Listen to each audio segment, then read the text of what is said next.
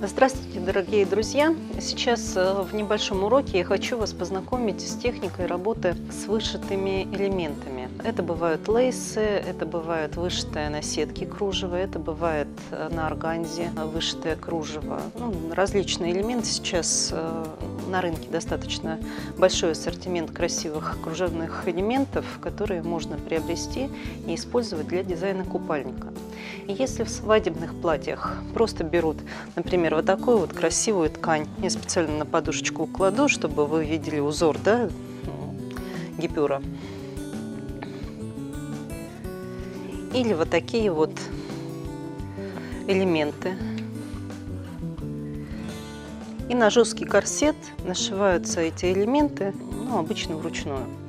У нас задача значительно сложнее. Нам необходимо сохранить эластичность купальника, несмотря на то, что он декорирован практически полностью именно вышитыми элементами. Такую же технику мы применяли при изготовлении купальников для сборной Российской Федерации в групповых упражнениях. Перед купальником и декольте было декорировано именно вышитыми цветами. Рисунок вышивки там специально разрабатывался, заказывалась вышивка специально. Там, конечно, все было значительно сложнее, чем здесь. Здесь, как видите, я взяла готовое кружевное полотно, но я не могу его нашить, просто вырезав прямую ленту.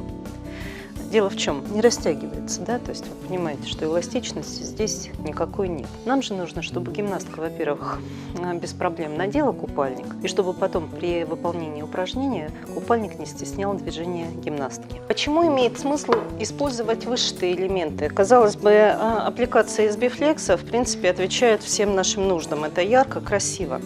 Но как раз на купальниках для сборной Российской Федерации мы увидели, насколько ярче цветы вышитые, чем цветы, выполненные по тому же узору из бифлекса. Они приобретают определенный объем, и идет какое-то дополнительное светоотражение. Используются шелковые нитки при вышивке, и вот получается такой красивый эффект. Поэтому трудозатраты, потраченные на создание вышитых элементов и на фиксацию их на купальник, вполне себя оправдывают. Элементы из бифлекса и элементы вышитые.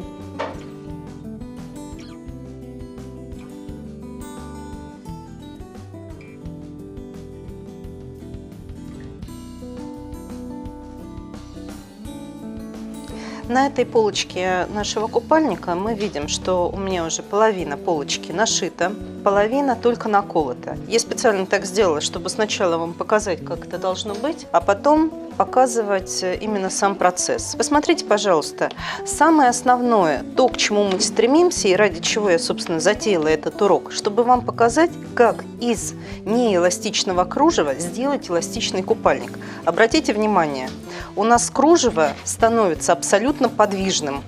Видите? Поэтому при всех движениях гимнастки купальник не будет стеснять ее движение.